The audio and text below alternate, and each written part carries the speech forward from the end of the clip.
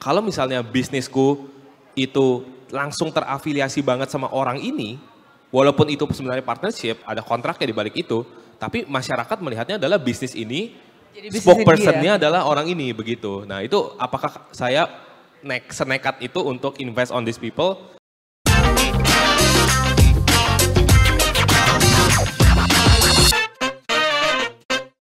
Gimana sih kalau kita ngomongin soal KOL, ngomongin soal influencer, ngomongin soal creator gitu ya. Kalau dari sisi brand, pertanyaan yang paling banyak banget ditanyain itu adalah gimana sih caranya kita bisa menemukan dan melihat KOL tersebut atau creator tersebut itu cocok nggak sih dengan brand dari segi image dan values dari brand kita. Gimana sih cara ngelihatnya? Famous thing to do dilakukan oleh brand itu adalah looking at numbers first, ya kan. Jadi kayak orang-orang ngelihat followersnya terlebih dahulu, tanpa menyadari bahwa behind the followers itu ada banyak sekali variabel-variabel lain yang sebenarnya menentukan apakah compatibility, jadi kecocokan antara brand dengan si KOL-nya ini. Dan satu hal yang sebenarnya brands itu harus lebih peka adalah tidak semua KOL memiliki tim yang memperhatikan hal itu. Dalam artian gini, banyak sekali KOL karena di Indonesia sendiri juga influencer marketing and influencer world itu masih very new. Setiap hari bermunculan orang-orang dengan engagement yang super tinggi tapi tidak di back dengan tim yang bagus. Jadi ketika mereka dapat tawaran sebuah kerjasama dengan brand, kadang-kadang mereka ya udah langsung aja diterima semuanya. Sedangkan influencer-influencer atau KOL yang udah matured, mereka akan ngelihat is this good for my branding, is this suitable with my content or not. Gitu. Jadi kayak perkawinan antara brand yang udah melakukan research itu terlebih dahulu dan KOL yang punya awareness terhadap dirinya mereka sendiri bahwa this kind of brand cocok, this kind of brand nggak cocok dan mereka berani untuk ngambil keputusan di situ. Itu sebenarnya yang akhirnya bikin influencer marketing itu jadi sesuatu yang powerful. So-called idealism berarti kurang lebih gitu ya. Oke, tapi kalau misalnya biasa nih J, kalau misalnya dari sisi influencer gitu kan ya most common questions yang ditanyain brand apa sih? Pasti soal numbers kah? Betul. Terus gimana sih menurut lo, gue lo, gak apa-apa kali ya kan kita seumuran gitu kan. Santai. Oke, menurut lo gimana sih sebenarnya seharusnya brand itu tuh ngobrol sama influencernya itu sebelum decide untuk collab tuh enaknya sejauh mana atau apa aja sih yang dibahas? Oke, kalau misalnya kita di talent management itu, karena kita punya tim kreatif sendiri, jadi kita tuh sangat suka jika brands itu udah punya initial kayak original ideas gitu. Dalam apa sebenarnya mereka mau kerjasama itu, oke mereka tahu misalnya produk A di platform B, tapi mereka tahu apa yang mau mereka lakukan. Dan itu akan di-connect dengan apa yang bisa create sama si KOL dan timnya itu. Dan itu yang sebenarnya kita harapkan dari sisi KOL adalah bahwa ada kejelasan di bagian situ. Jadi either kayak oke, tolong dicari sendiri creativity-nya kayak gimana, sesuaikan sendiri sama kalian, intinya adalah produk ini. Atau mereka punya idealism sendiri bahwa this product must be marketed as like this gitu. Ketika dielaborasikan dalam bentuk konten, bentuknya harus seperti ini. Dan itu harus di-connect antara KOL, mereka harus punya pengetahuan yang bagus bahwa brand punya that kind of initial ideas terlebih dahulu waktu ngobrol di awal. Nah kadang-kadang itu clash-nya itu akhirnya di situ. Karena ternyata awal-awalnya bilangnya ABC, tapi pas udah masuk ke brief kayak tidak sesuai dengan apa yang diomongin di awal dan lain-lain. Akhirnya banyak banget brand dan KOL itu yang tengkarnya atau konfliknya itu ada di brief dan execution-nya itu. Nah, ketika brand working with influencers, KOLs, creators gitu kan, oke nggak sih atau sesuatu yang wajar nggak sih atau sesuatu yang boleh nggak sih mereka expect direct conversion to sales ketika working with creator atau influencer tersebut? Oke, kalau misalnya bicara soal ekspektasi, menurutku itu kebebasan semua orang. In a partnership we can expect anything kan to gain from our partners gitu. Dan dalam kolaborasi antara KOL dan brand, menurutku kayak direct sales atau misalnya mereka pengen direct selling dan lain-lain itu sesuatu yang ya wajar kalau misalnya untuk di-expect.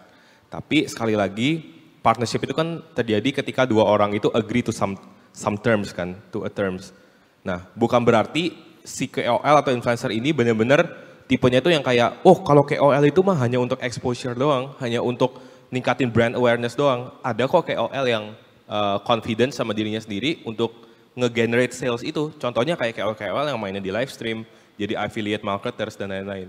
Gitu. Jadi menurutku, it's not a bad thing to expect something, tapi harus dicocokkan dengan power atau confidence dari si KOL itu sendiri. Apakah bisa deliver the expectation or not? Ya, gimana sih caranya sebuah brand itu bisa menentukan harus seberapa sering frekuensinya, atau misalnya harus seberapa banyak atau seberapa panjang durasinya ketika kita misalnya konteksnya adalah mau mengenalkan brand baru nih ke masyarakat. Seberapa banyak sih harus kayak working with influencersnya dan durasinya kira-kira menurut kalian yang efektif seberapa lama? Oke, aku boleh jawab ini? Boleh. Oke, boleh. Kalau aku ngelihatnya kayak gini, Ci. Jadi di zaman sekarang itu kita bisa pisah dari dua kan. Kalau misalnya berkaitan sama KOL ya, ada influencer driven business. Benar-benar pengusaha-pengusaha yang partnership sama KOL jangka panjang, dan KOL itu masuk ke dalam let's say kayak holding of the company, emang bekerja sama, jadi this business is driven by the KOL itu, A, B, C, orang-orang yang biasanya mega KOL. Tapi ada bisnis lain yang using KOL as a marketing tools, seperti itu. Nah, kalau misalnya kita bahasnya sekarang dalam artian yang kedua ya artinya, di mana brand ini ya biasa berjalan tapi mereka mau menggunakan tools marketing, salah satunya adalah influencers.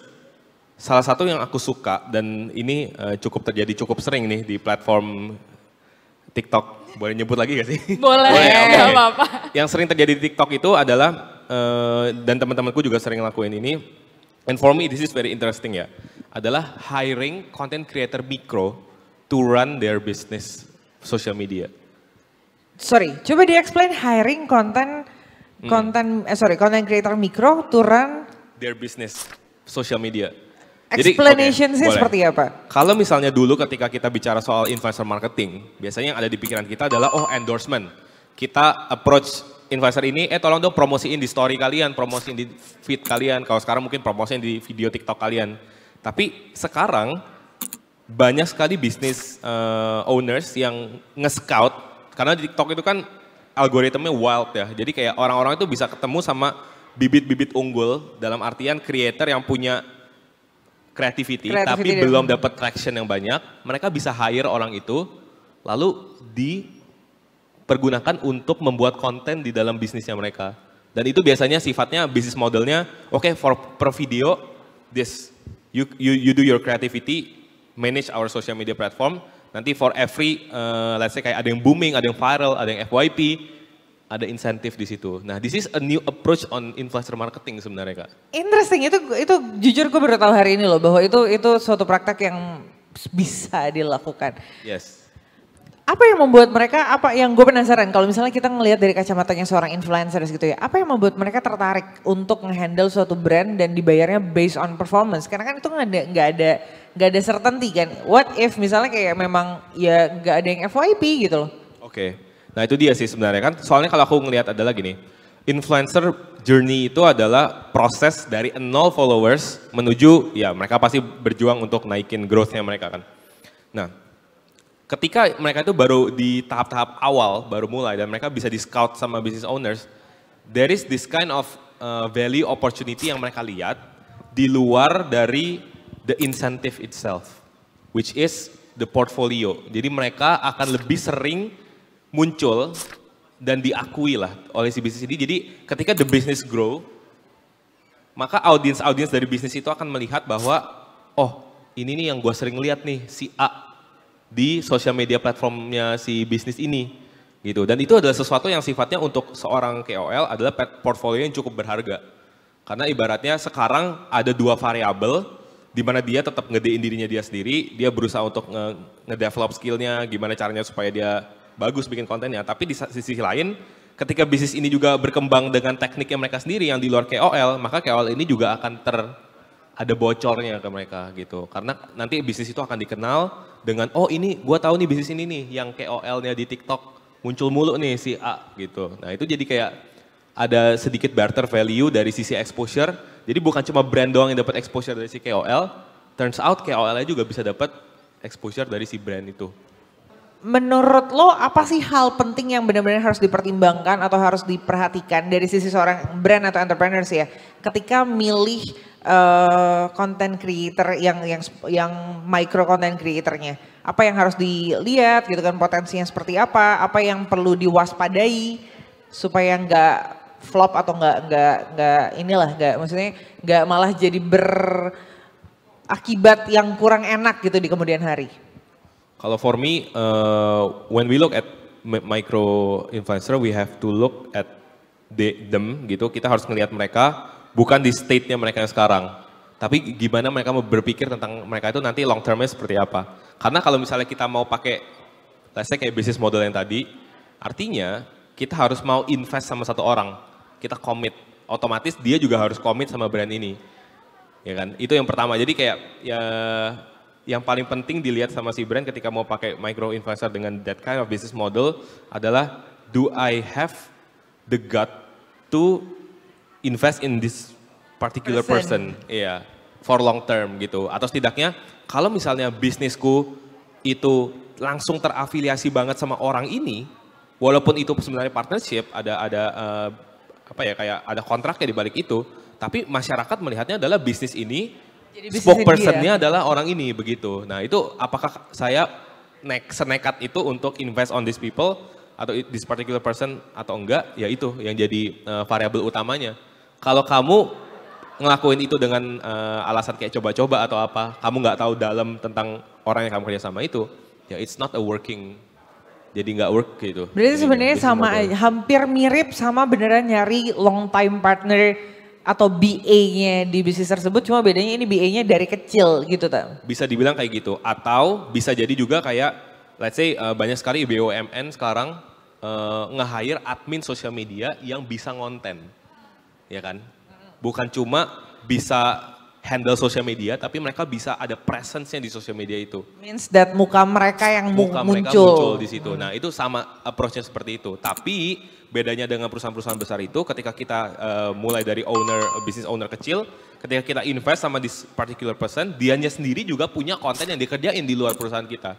Nah apakah itu nanti akan konflik dengan kita, personal brandingnya dia, apakah akan konflik dengan corporate value-nya seperti itu, nah itu yang harus jadi pertimbangan. Dan itu berarti kalau misalnya memang teman-teman IC Hero semuanya di rumah mau mempertimbangkan hal itu benar-benar harus di state sejelas mungkin di kontraknya kan, do and don'ts-nya, apa yang mungkin, dan mikirin secara future-nya, misalnya lo nggak boleh ya bikin konten yang benar-benar against company value kita, yang harus di state juga gitu kan, nggak bisa kayak against company value tapi company value-nya nggak di state apa. Betul.